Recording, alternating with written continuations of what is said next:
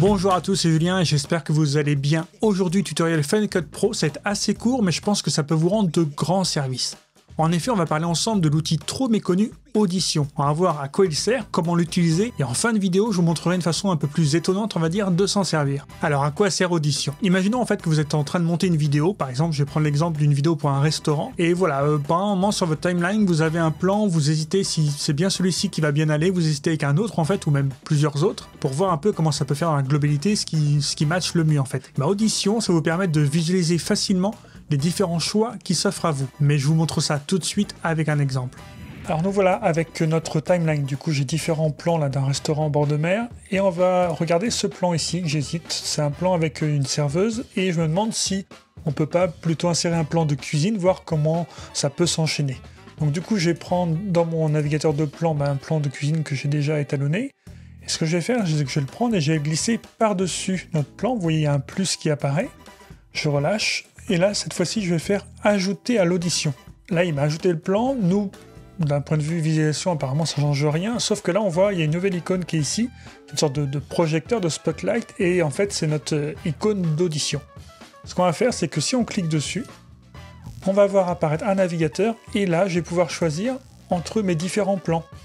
Et vous voyez que là, un coup je lis ma timeline avec le plan de la cuisine, ou sinon, si je reviens ici, le plan, donc les couverts qui enchaînent avec la serveuse. Et voilà.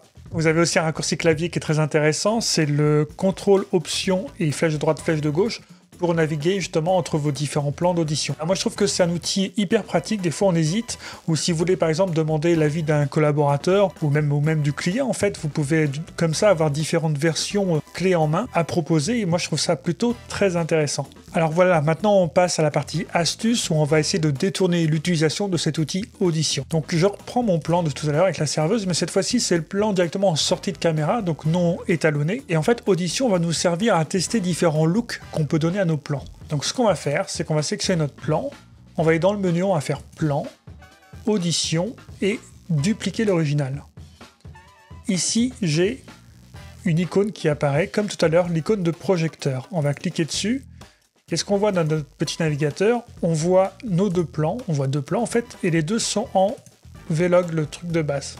On va en choisir un, celui-ci, et on va y appliquer une lutte. C'est un pré-réglage que j'ai déjà fait, je ne vais pas rentrer dans les détails de l'étalonnage, parce que là, c'est pas le sujet de la vidéo. Et voilà, on a appliqué une lutte, un style à notre plan. Si on reclique sur notre icône d'audition, on voit que on peut très bien retourner à notre plan en Vlog, ou notre plan avec notre première lutte. Notre plan en Vlog, on va le dupliquer à nouveau. On veut encore un plan en Vlog parce qu'on va appliquer une autre lutte. Donc je vais prendre une lutte un peu plus artistique, on va dire.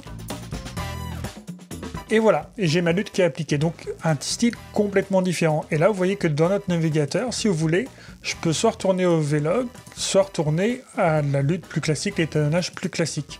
Et comme tout à l'heure, avec CTRL, Option et des flèches, je peux naviguer entre les différents looks que j'ai donné à mon plan et ça permet de choisir quand j'hésite un petit peu, voilà, différents looks. Donc vous voyez, on détourne un petit peu l'outil Audition pour avoir justement plusieurs luttes à disposition pour essayer, pour voir ce qui match le mieux, ce qui colle à l'ambiance de votre vidéo au mieux ou quoi que ce soit. Et voilà, c'est fini pour ce tuto Final Cut Pro.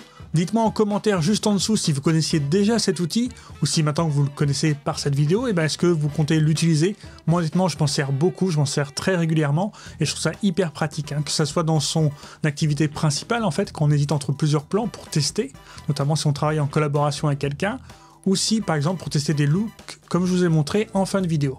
N'hésitez pas à me dire tout ça en commentaire. En attendant la prochaine vidéo, prenez soin de vous.